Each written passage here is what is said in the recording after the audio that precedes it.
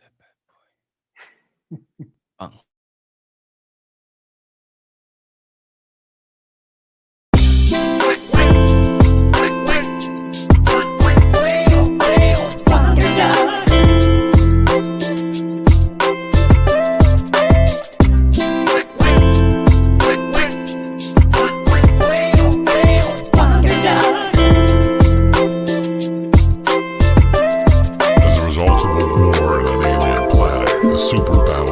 Discharged into space, changing the life of one hapless duck and transforming him into a hero called Wonderduck.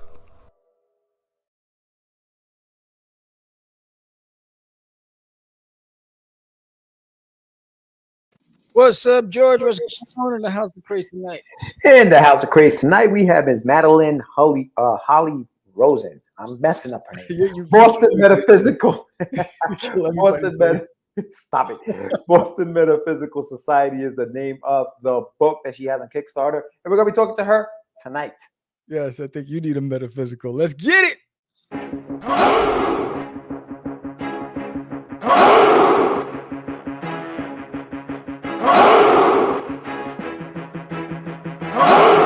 We are the only show for independents all around, giving you a platform to spread your word all over town. Catch the Craze is the place to promote to your fans with the dream of Medina and Sam the Crazy Man. Subscribe to our show and never miss an episode. It's time to get your mans, listen to us on the go. Updated every week, we never miss a day. Join the squad, come on in. It's time to catch the Craze. If you are an independent, catch the Craze. Making moves on your own, catch the Craze. On your grind in the streets, catch the Craze. Join the movement, catch the Craze.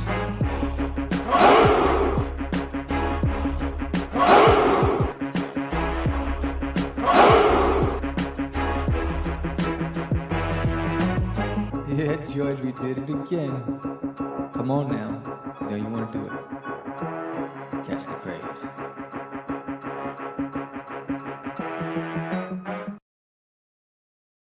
Welcome to Catch the Craze podcast. I'm your host with the most, Sam the Crazy Man Vera, and I am with George the Dreamer Medina.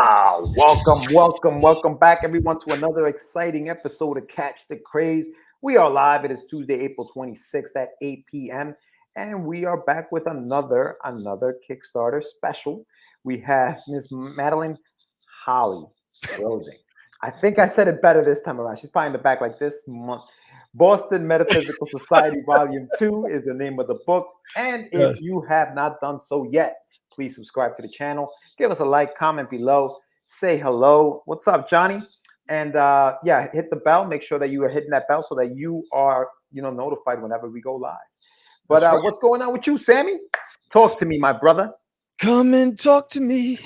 So let's see. It's a beautiful day. I'm looking out the window. I see the skyline. I was watching a hawk flying around looking for some chihuahuas. You got to be careful with the pets out there, man. Out here in Texas, these animals are vicious. We had to scare during the winter with the coyotes and the bobcats going and taking everybody's animals. I heard about that. Yeah, and then I have I think it's a 7-foot fence or 8-foot fence, tall fence, perimeter fence. But when I'm I stay in the yard because I have a lot of little dogs. Yeah. And sometimes you see the hawks swooping around looking for prey, and I'm like, oh hell no! I was like, get inside. But no, it's cool. The other night was crazy. I didn't see it in the forecast. I didn't get it on my phone, but I woke up at 1 a.m. to the sound of a bowling alley. I thought it was like my house. There were like bowlers in my house. It was thunder, lightning, rain was coming through my floodlights because I have perimeter floodlights that go off of motion. They were constantly blaring through the windows. I couldn't shut them down. It was nuts. But other than that, just getting ready for the expo. That's it. Nice. Yeah, man. Expo coming up. Yes. The expo's happening in about a month from now. A little less than a month from now, right? You'll be at Licensing Expo in Las Vegas, Nevada. Las Vegas, Nevada. With my boy Paul Steinberg. We'll be out there together. He's a customer service extraordinaire. So just been getting ready. Got everything at the printers. I sent everything off to the printers. I got the graphics, the prototypes, the books. Happening. I got the Forbidden, the complete 160-page Woo! novel. Damn. It's here, so that's gonna be with me out there. Yeah, so there's a lot of stuff, the bags, all that stuff. So I'm getting ready for that.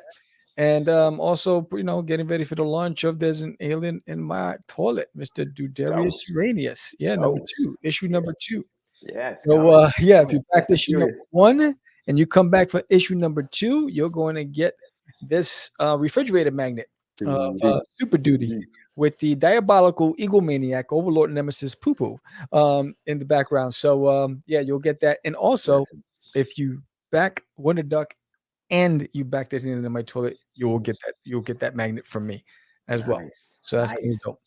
Awesome. So make sure that because Wonderduck launches next week. Next week, May the 4th. That's right. Yeah, and George is gonna have the Wonderduck dance. Yeah, am I really gonna have? Did you do the choreography for it yet or no? Yo, you've been dancing since you were a kid. I remember I'm when you waiting. weren't you like a backup dancer for like what's his name, Paul Abdul? Nah.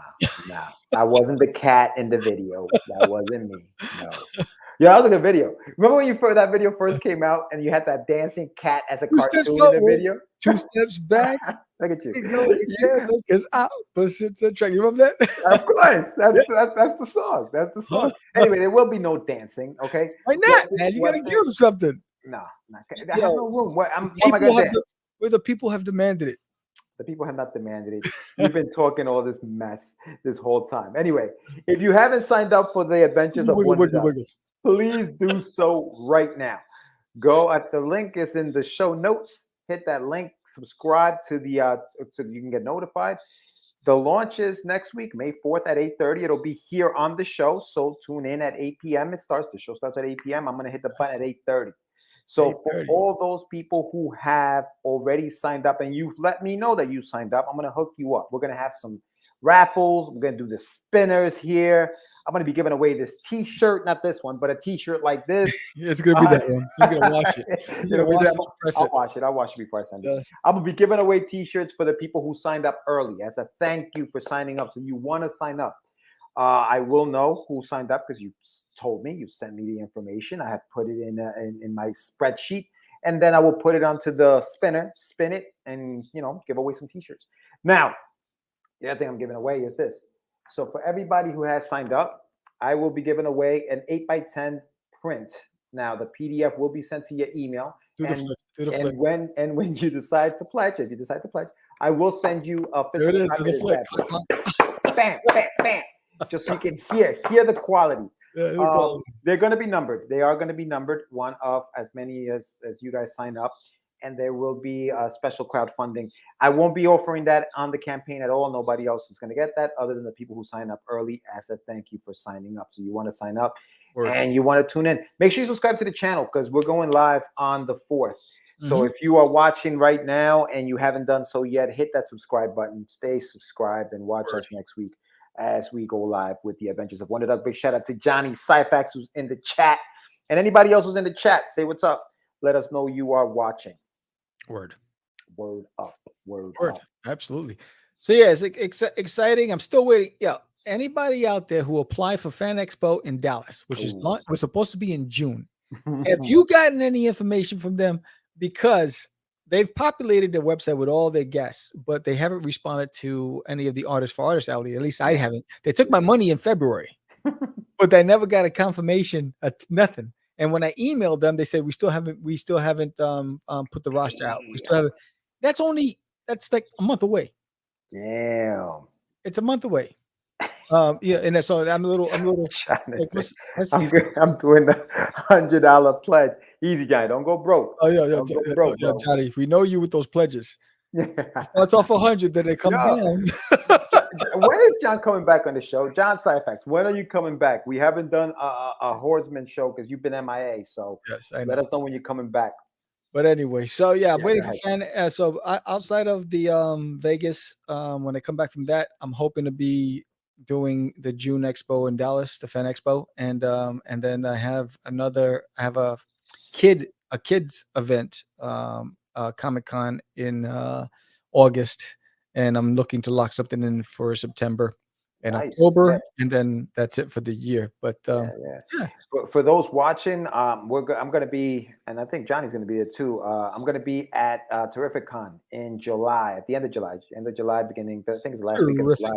terrific. Terrific Con. I'm going to be out there. I don't know if I'm going to be behind a table yet. I don't know that yet, but I will be there, just checking it out. And so if you guys want to hang out, let me know. I'm gonna be out there. So yeah, definitely. Full-time job now. Oh snap! All right, Johnny. Look at you. Damn. Look at you. Full-time job. Who's that looking in my window? Wow. Nobody now. Yeah, so I don't know what kind of job you got, but anyway, but congratulations, Johnny, to you, and getting your job. Do your thing. Yeah. So again, if you're watching this episode, give us a thumbs up. And we're gonna bring in our guest right after this commercial break, and just to remind everybody that my little green friend is coming back. So here's a little stint.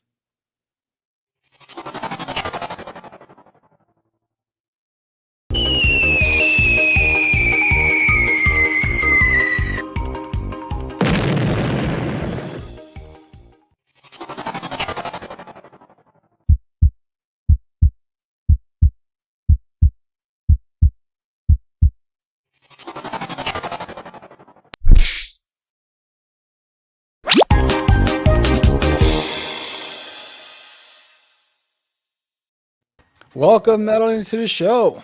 Hi, thank you guys. Thank you for having me on. I appreciate it. Hey, Madeline, how badly did I mess up your last name? Oh no, it was perfect. Oh, you're lying to me, but it was absolutely perfect.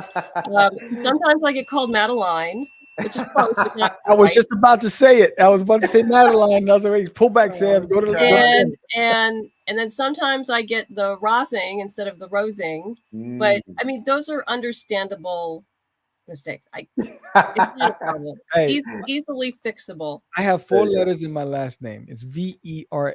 It's pronounced Vera, but in school, my teachers would always say Vera. They would somehow add an extra letter in there. It's like it's not Vera, it's Vera. So I understand. Yeah. Well, welcome to the show, Madeline. We appreciate you coming on.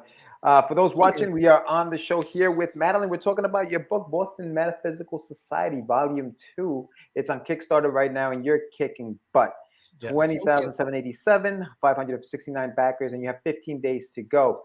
How are you doing? How has the experience of this Kickstarter been? Have you been going crazy like we normally do when we have these campaigns going on?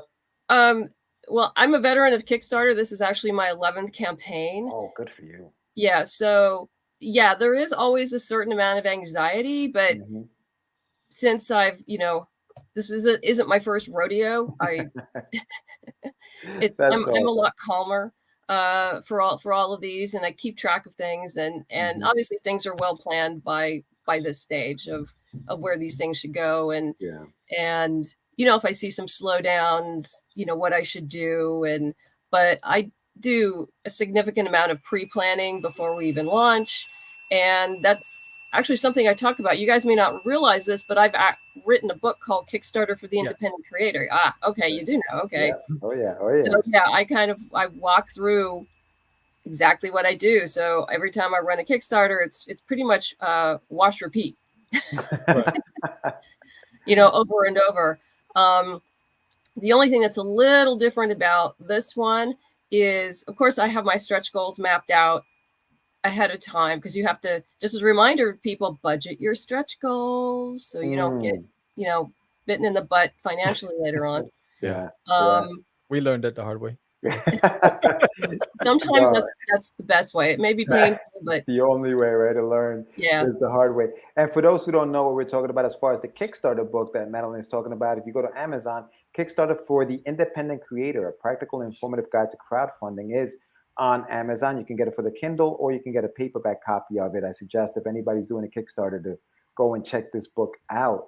But so tell us a little bit about yourself, Madeline. Tell us a little bit about, what you do, who you are, how you got into this crazy industry and business of making comics. Well, just in case your audience doesn't know about the story, it's about an ex-Pinkerton detective, a spirit photographer, and a genius scientist who battle supernatural forces in late 1800s Boston. The Kickstarter is for Volume 2. We did start with Volume 1, which is what I call our original 6-issue miniseries with art by Emily Hugh. And Volume 2 consists of our 4 sequels with art by Gwen Tavares, all in one big, beautiful book, along with a bonus 10-page story with art by Roberta Ingranata, who's doing Doctor Who right now, and a fantastic cover by Marguerite Savage. But to make a long story short, Boston Metaphysical came to be from a TV pilot that I wrote when I was at UCLA Film School. And it was suggested that I adapt it into a graphic novel format to then use that as marketing material to sell it back to Hollywood. Well, something happened along the way, which was I fell in love with writing comics and the independent creator comic community rather. And so guess what? I stayed, and I'm here to stay. Which is why after the 6-issue miniseries, we've got 4 sequels out. There's a novel, an anthology, an audio drama called The Ghost Ship, and I'm currently working on the next series.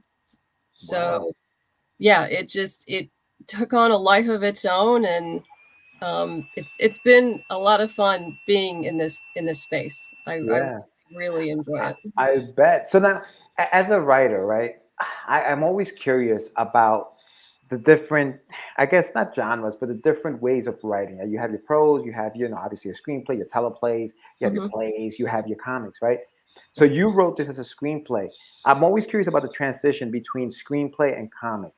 How did you find that transition? Was it difficult? Did you read books on how to write comics, or was it something that just came kind of natural to you? Well, no, I did take classes. I took sequential art course with Nunzio De Felipe, who's done a ton of stuff with Ani Press, and along with his wife Christina Ware. And so I did have a slight advantage, I think, because screenwriting is visual writing, and so is comic book writing. Right. They're both different types of visual writing. The difference is that in a TV or a film script, you do not direct. You don't tell the actors what to do. You don't say what angles everything should be. Unlike a comic book script, which is really a communication document to your team. So you have to communicate to your artist, to your colorist, to your letterer. So you'll have notes in there. And you are essentially the director. I do try not to micromanage my artists, because there's a reason why you hire artists, and that's to be an artist and be creative. But they do have to have some structure and say references if they're not familiar with a particular time period. Like when I first started working with Gwen on the sequels, I would send her a ton of reference photos for things like women's carpet bags and fashion and hats. And fortunately for me, she loved doing the research herself as well. So she got down to the nitty gritty of like men's socks and how many buttons are on the boots and all that other kind of fun stuff. So yeah, it's you try to find a balance, as you learn to work with a particular artist, and how far you let them go and how far you have to bring them back. And but it's been a really fun process. How long have you been working with your artist? Gwen was 4 years. 4 years. Wow. Yeah. So you guys have you have chemistry now at this point. She knows what you like. You know how to write for what her strengths and things like that. Yeah. After a while, when you've worked with an artist, you develop a shorthand, and it would be funny because, there'd be a ghost or something in the script, particularly a ghost, and you have to indicate that some way, usually with the coloring. And I'd say like, oh yeah, and don't forget the glowy stuff. And she would know exactly what I was talking about. Oh yeah, we need the glowy stuff on Mary over here, and don't forget the glowy stuff over here. And she was like, she knew exactly what I was talking about. That's awesome. But that takes time to develop that relationship. Absolutely, and especially in an arena where the, the collaborations tend to fall off. We've had numerous amounts of creators on our show where they start off with an artist, now they're on their fourth artist. Right. So being able to maintain that relationship adds to the value of what you're doing with your property. Yes. Yeah. Absolutely. So what were some of the takeaways from 4 years ago to now? Like, what's different from when you were writing then to now that's made your process a lot smoother? I'm not really sure. I probably know, but I've internalized it so much that I don't think about it. Yeah. It's I think part of it is like when I did the 10 pager with Roberta in Granada, I had to go back sort of like to my beginning to make sure she had the information she needed, because I was so used to working with Gwen and our shorthand, and she knew the world, that when I started working with Roberta, who's fabulous, by the way, I did have to take a step back and say, like, okay, I need to write more here. I need to be more descriptive here. I need to give her more instructions, because this is a new world for her. Right. And also refer to some of the previous issues. So we had some consistency. Yeah. I mean, it doesn't have to be perfect, but enough of a consistency. So when someone comes, who's been a fan for a while, will recognize, the location or the space that they're in, without going like, being confused. Right. I love that you mentioned you took classes on storytelling, like storytelling classes and stuff like the sequential art, I should say. Do you find that you use that to give guidance to the colorists as well? Do you use that for that? Like, how has that been working with a colorist? Was it tough to get one and to fit that look and stuff like that? Tell us a little bit about the journey of finding a colorist. Well, I'm really spoiled here because Gwen did the coloring as well. Oh, nice. Yeah, she did. Yeah, so I'm very spoiled. Prior to that, when I did the original 6-issue miniseries, and I was very new. I mean, this was all brand new world for me. That I had some very good mentors and people who walked me through it as far as talking about color palette, and who knew who to go to. Right.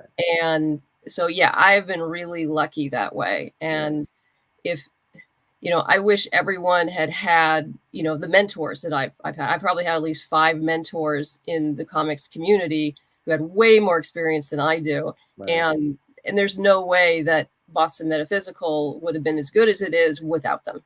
Yeah. At all. It was so critical in the development of the story and the visuals and everything. Yeah. Talk to us a little bit about the title, Boston Metaphysical Society. Yeah.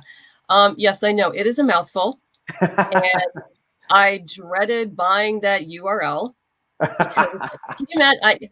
You have no idea how many times I have typed this and then screwed it up, and it's like backspace. And I go, this crap.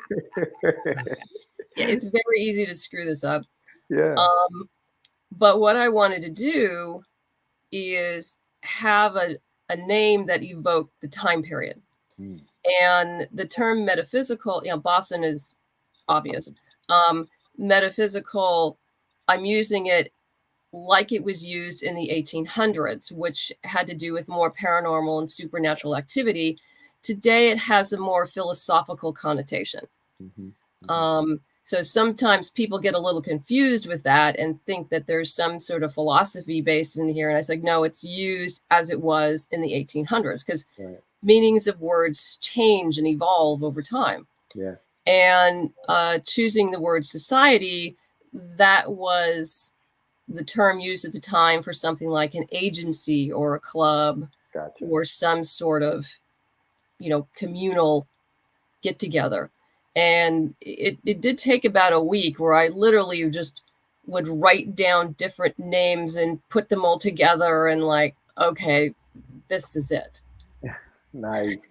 Yeah, no, that's tough. And I was going to ask you, was BMS.com taken or something? Like, because that would have been real, real nice. Just Boston Metaphysical Society. But now here's a question for you, Madeline. As far as when it comes to the writing, right? Like, you're talking about the words change through time. Dialogue, writing dialogue in your script.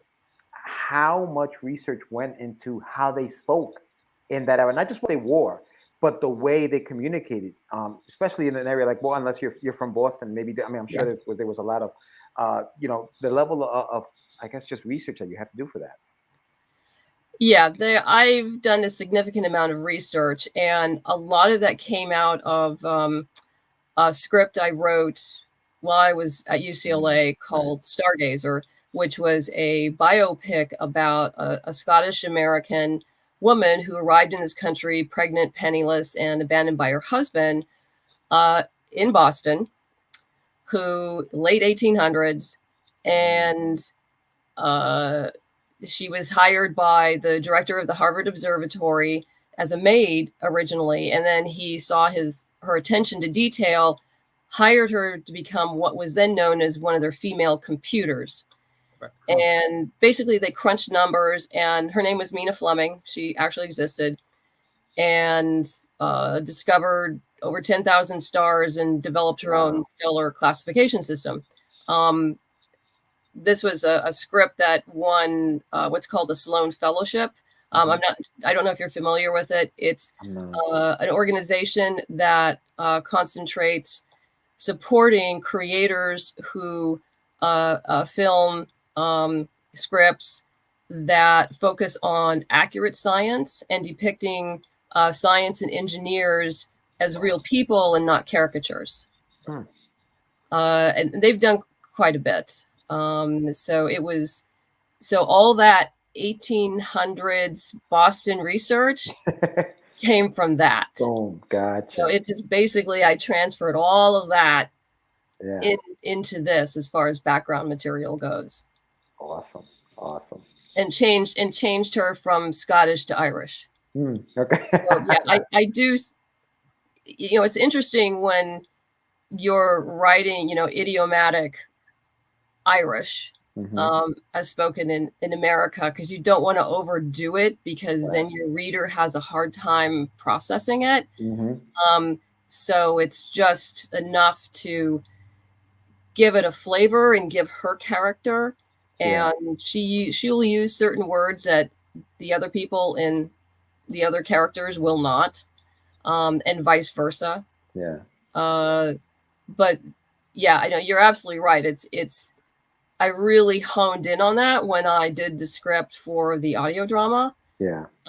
Because that obviously is all oral, and so each of the characters really had to speak very distinctly, so your audience could understand them and know, oh, here's Samuel, here's Granville, and It's interesting because that's the challenge of writing comics, right? Because it's not something that you're going to hear. You're not going to hear their accent. You have to read their accent. So that's something that's very different from, say, for example, a screenplay. Obviously, that's going to end up on TV or on the big screen. So, the actors will take care of that. Whereas when you're writing a comic, the letterer is going to take care of that, right? Like or your script will say, hey, this is going to be written like this, so that when I'm reading it, I sound it out that way. It's a very interesting, just difference between the two. But I'm happy. I mean, we can maybe share the campaign a little bit, and you could just talk us through some of the stuff that you have on there. Yeah, but one of the things I wanted to ask, because I mean, I by looking at this, how much research did you have to do prior to the start of this just to get the look and feel, the clothing, the setting, and then how much of that did your artist have to do? Because I mean, it's beautiful work. It's rendered beautifully, and just as an artist, I know that the amount of research that I would have to do to pull off that look it must have been, in my eyes, I would think at least a couple months of just getting it all right, that look, and then finding the right artist to capture that look. Yeah, there is that's the cover by Marguerite Savage. Fortunately for both Marguerite and Roberta, they had references to take from. They had the work done by Emily. They had the work done by Gwen, and that was enough for them. I mean, they're pros. They can knock this stuff, out of the park. Once you give them the references they need, and then they tweak it for their style, which is why I hired them in the first place. Right. But it is. That there is a significant amount of research, as we discussed, that goes in. And I've been living in this world probably for like the last 10 years. So for me, it's just, it's rough. And I love history. I mean, that's one of the reasons I got into the steampunk genre. And this is actually more, I would call it even more alternate history than steampunk. It's more steampunk-ish, Right. as people have told me. But it's a very interesting time period in American history. The late 1800s, early 1900s. There was a lot of social, cultural, and technological change. So as a writer, that just makes it ripe for organic conflict for your characters. There's class issues, there's race issues, there's a ton of social issues going on at the time, and a lot of that is covered, sometimes more direct, sometimes more subtly in the background. No, those it's are beautiful. Covers of the 4 sequels that are in volume 2. No, that's beautiful. I think that when you're doing a period piece, right, the challenge is always there to make it look as authentic as possible. And I think that your artists have definitely just taken that challenge and just blew it out the water. It just fantastic. It just looks really, Gwen, really I think had done one other comic before this, and she just bloomed with this. She's already amazing. I mean, she can do skull. I mean, she's just freaking amazing at whatever she does. She's doing Dead End Moon right now, which is also like a supernatural Western.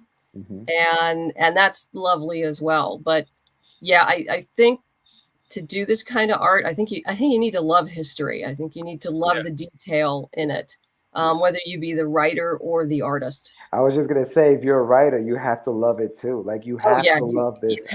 You have to. Yeah, I mean, look at those pages. I mean, that's some of Roberta's work. Yeah. Yeah. I mean, the lighting, everything about it. I mean, I think the color choice is spot on. To the desk. Look at the desk. Like the desk is so, you know what I mean? That era. It's incredible. Yeah. The coloring was done by Warnia Sahadewa. I believe that's how you pronounce it. And I apologize if I screwed it up. Better you than us. I know how you feel. No, I've never heard it spoken out loud, so I'm doing my best guess. I hear you. Yeah, I wasn't even gonna try. I'm like, oh man, no, but this looks great. I mean, listen, so tell us a little bit about some of the rewards that we have here. What are some of the tiers that people? We have your basic digital tier, which gets you a digital copy of, it's 176 pages of the volume 2. There's also the option to get both the digital volume 1 and volume 2, and the print versions of both. I call that my New to Boston, and I believe also the coloring book is part of the New to Boston, which is a lot of fun. We have a new lapel pin. I kind of have this thing where whenever I do a Kickstarter for a graphic novel, I do a new pin, because I have people who collect these things. It's pretty wild. That's awesome. So we're doing a steam engine lapel pin this time.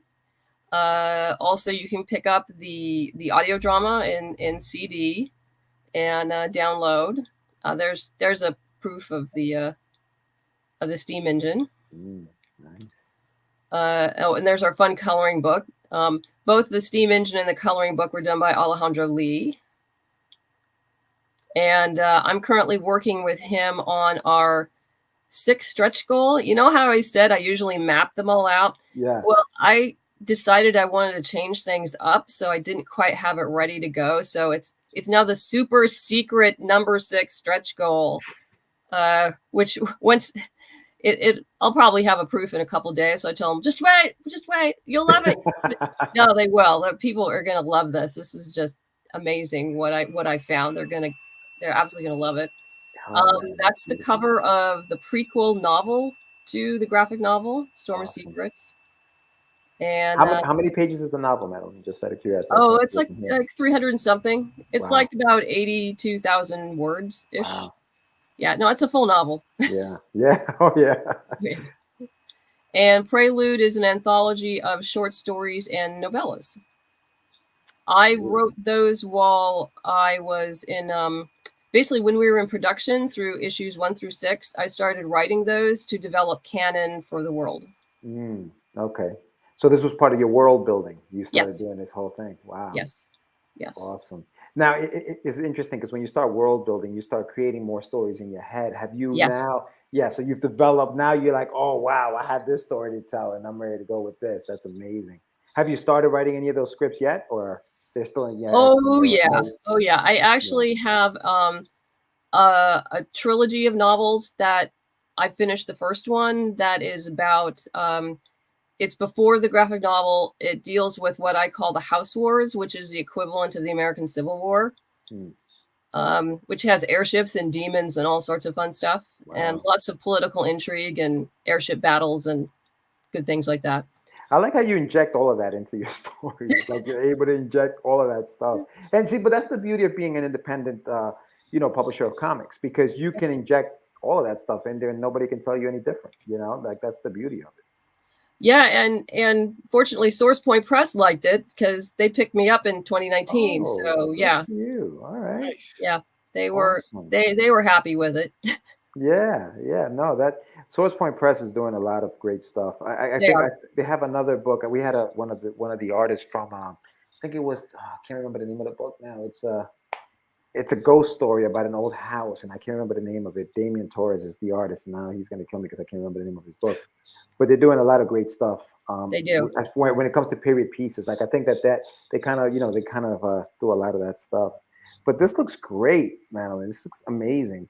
Now let me ask you a question. When it came to you writing that book about Kickstarter, what prompted you to write one about how to couple things. One, the very first Kickstarter I did the crash and burn in a very glorious way, like a lot of people do. Right. And then I, went back and re-strategized, and we've been successful ever since. Wow. But about 3 or 4 Kickstarters in, I started seeing all these. Why don't you pull up the green one? That's the second edition. If anyone wants to get the green cover, because that's the second edition. Okay. Yeah. Right, yeah. Well, I just kept seeing all these really great Kickstarters and comics that did the crash and burn as well. And I could see where they were failing. Wow. I could see what they weren't doing. And so I just sat down and essentially wrote the field guide for them. And it's not a long book. Right. I always recommend read it through all the way, and then go back and read it again and make notes that are particular for your project, because it starts at the very beginning, and there's going to be some people who read it have like, okay, I have a fairly decent fan base. So how do I put together my pre-launch strategy? How do I put together a campaign strategy? What is this about fulfillment and stretch goals? And I even add a section on taking care of yourself, because a lot of people do, the meltdown. These are hard. These are a full-time job. Oh yeah. And I wish we'd have had you on the show about a month ago when I was preparing mine. I'm on to next week. I'm like, about to order this book tonight and start reading and see what I can salvage. But no, you're right. People do burn themselves out. I mean, Sam, you're a perfect example of just grinding for 30 days and not, and just watching the campaign every 5 minutes. Yeah, you almost can't help it, which is why I make sure I keep a regular schedule. I hit the gym a few times a week, and I leave the phone in the locker. It does not come out on the floor with me at all. Good for you. Yeah, you definitely have to step away. And he even on Sunday, my husband and I live out in Los Angeles, so there's like this beautiful area called Descanso Gardens, where everything's blooming. And so yeah, it's like we're gonna take 2 hours and just not looking at the phone, and just look at pretty things. And Right. relax. How difficult, it's crazy how like hard that has been, right? Hey, what's going on, Cody? It's crazy how difficult that's become. Yeah. Oh, no, Yeah, that's not well, Cody. I think the bar has risen quite a bit over the last few years. And I know Tyler James and Russell Nolte have really helped, including myself, a lot of people up their game to be successful. Yeah. And you really have to look at your Kickstarter homepage as essentially a grant proposal. So you have to make what you want really clear right up front. Right. And you have to have reward tiers that are accessible to every level of funding. But I can't stress enough. I think probably if you're going to ask me what annoys you most about a Kickstarter page is if it's not written well, is right up front. Tell me what this is for. Tell me that it's going to, hi, my name is Joe.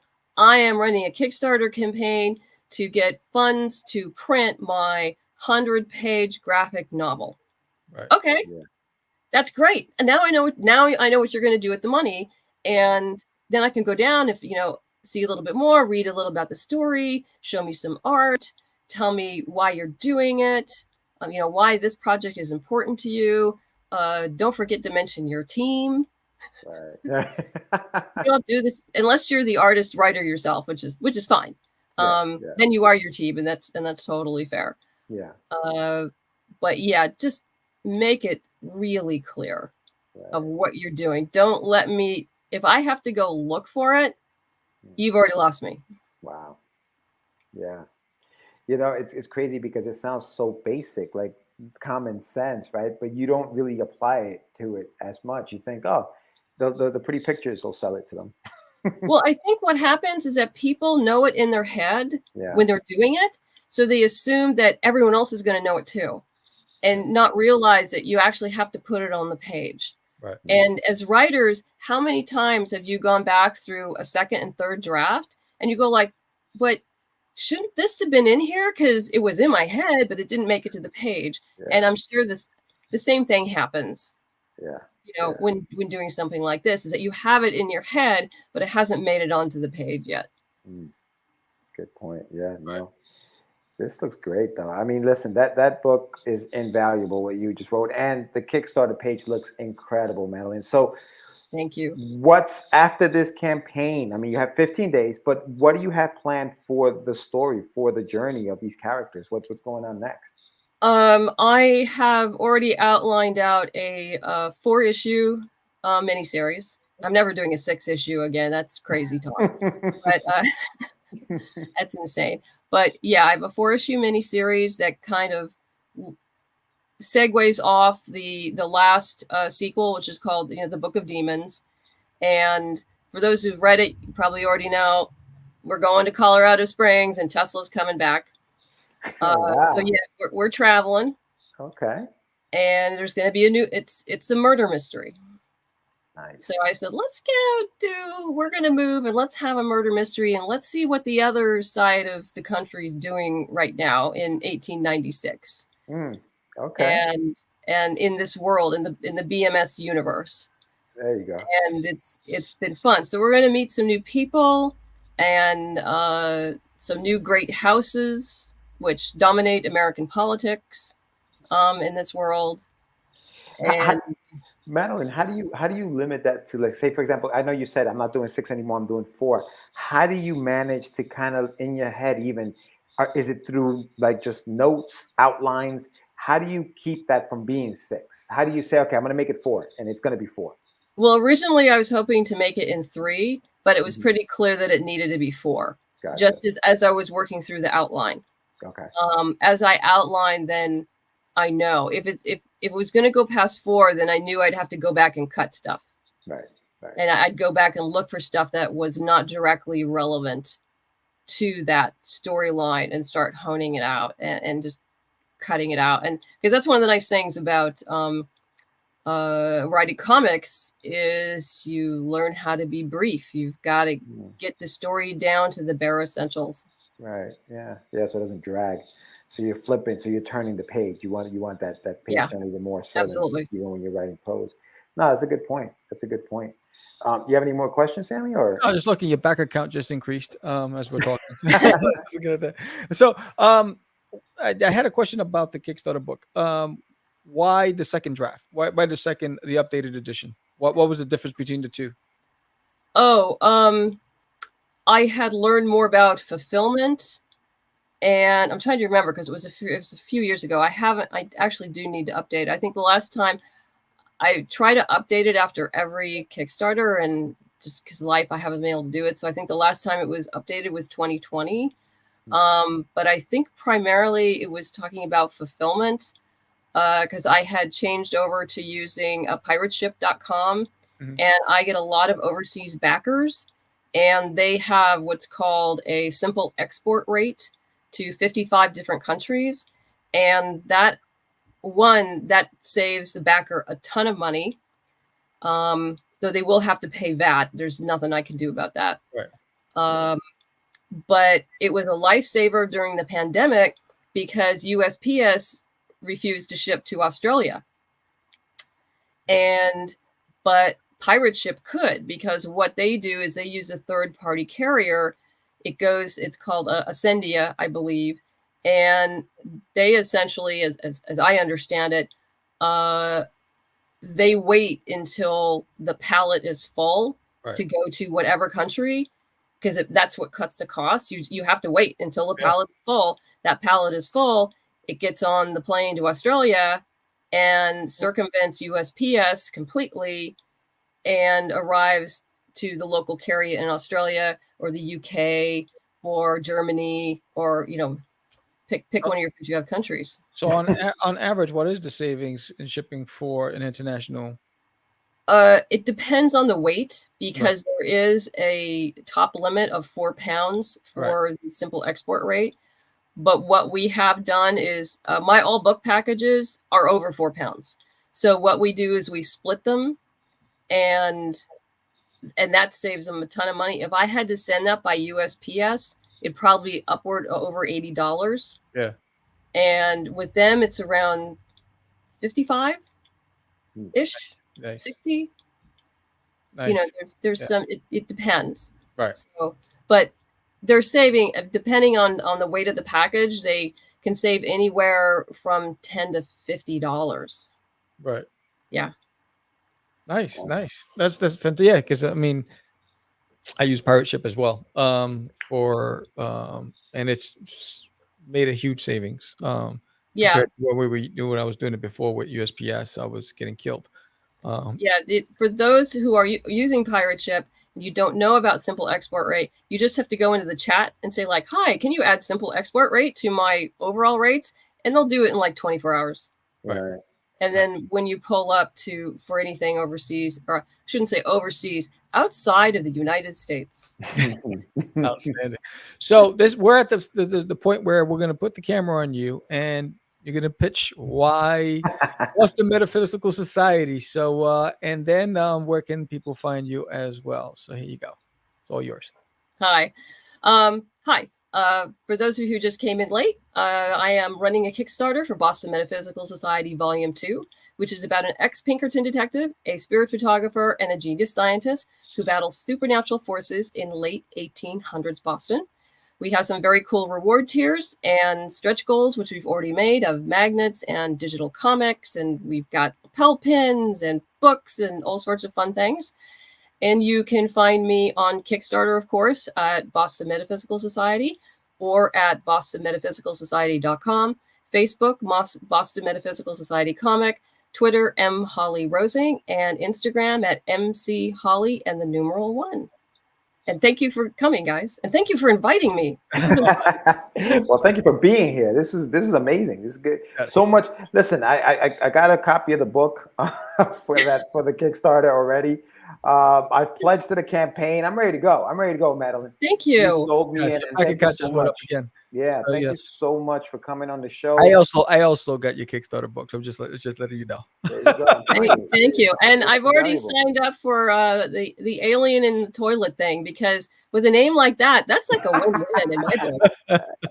You can't lose, but there's an alien in my toilet. That's right. Awesome. And then add the duty from Uranus, and you're good.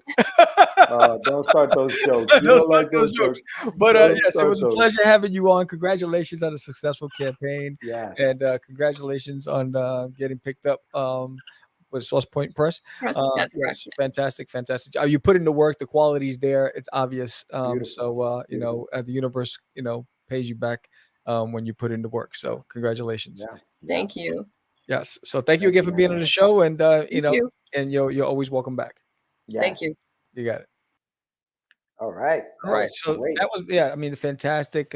She's killing the game. She's doing a great job. Yeah. She has a quality team. Big shout out to everyone in the chat who we've kind of just flashed on the screen, but we were talking to her so much. Yes. I know Michael was going in. Yes.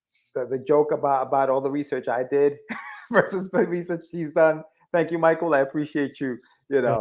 Acknowledging that. Big shout out to Jonathan. Two Geeks Talking. I know I called him Cody. I thought it was. You call him Cody. What's up, I thought it was keeping it geekly because I saw it flash really quick and then it was gone. But thank you guys for coming on and supporting Madeline with this incredible project. So much work she's put into this thing. The amount of research she's done for the late 1800s, and she's obviously teamed up with an incredible group of artists. So good for her. And she's given us a secret sauce. What's made her so successful in the Kickstarter game. So if you guys are starting a campaign of your own, check it out. Go to Amazon and check that book out. Check it out. You got to pick it up. Got to get it. It's anything that helps with this crazy Kickstarter world is really much appreciated. So, man, thank you so much for coming on the show, and thank you guys for watching. This guy, I think he's Showtime at the Apollo with this guy. It's like he's going in on the kangaroos. What happened? Yes. What happened with the kangaroos? Yes, and tomorrow night. Stealing our mail. We have two guests on tomorrow night. We'll be on live tomorrow. We're going to have you have a cosplayer tomorrow. Yeah, we got Veronica Foy, cosplayer. She'll be on the show live tomorrow night. And then after Veronica, we also have Travis Webb, I believe. Right? Travis Webb, yes. So we have two guests tomorrow night. We'll be live. So join us tomorrow night. And don't forget Thursday morning for the Morning Brew with the Crazy Crew. We're going to have some great topics for you.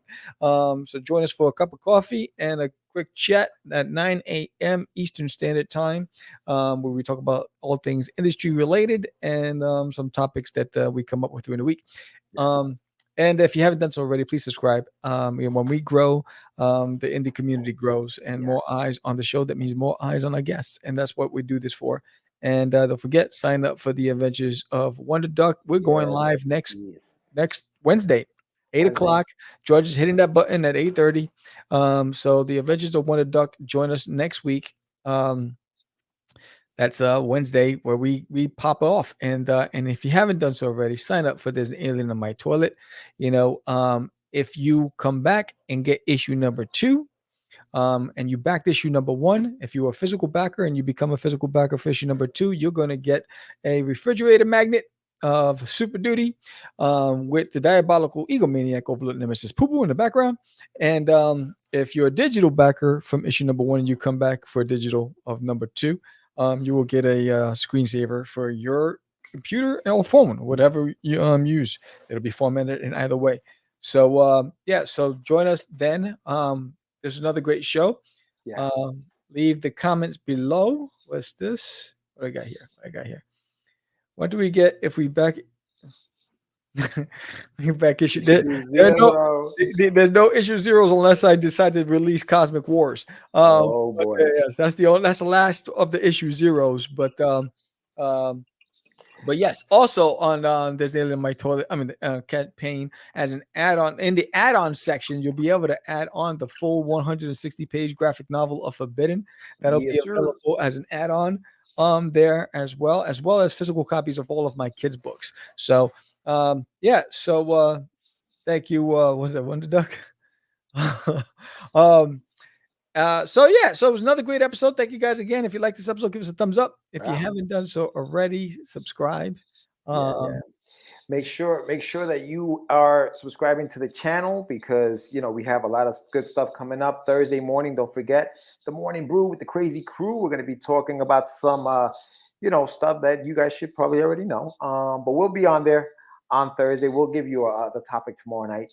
We'll discuss it a little something. Don't forget to sign up, like Sam said, to the Adventures of Wonderduck and to Designating My Toilet. I want to just showcase the cover for the homage cover that my man Joe Holly did for the Adventures of Wonderduck. That's gonna be the number one cover.